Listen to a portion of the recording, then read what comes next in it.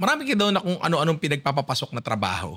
Oo, madami. Kwento mo nga yan, interested ako dyan. Yung mga diskarte ko dati, mangungulekta ako ng mga copper wires. Teka lang.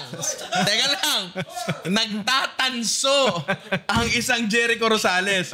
Gusto ko lang malaman. Ba't alam niyo yan? Ay, sino ba hindi nakakaalam yan? May nawalan ba ng kuryente dahil sa panananso mo? Hindi, wala akong plies nun. Wala akong plies. Saan mo kinukuha yung tanso mo? Kung saan-saan lang. Sa sahig, mga na pinupulot ko na yun. Wala. Tapos kung ano lang makuha mo, minsan sa bahay. Kinuha ko sa bahay.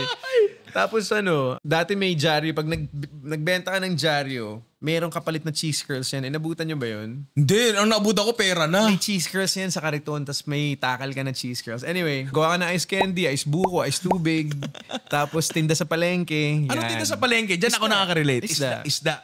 Like, nagkakaliskis ka ng isda, gano'n? Kaliskis, hasang. Kunyari, anong luto gusto nyo? Kunyari, sinigang na bangus, alam mo na yan. Kunyari, labahita. O kunyari, pahit yung buto ng labahita, binibenta ko dati. Conception Market sa Marikina.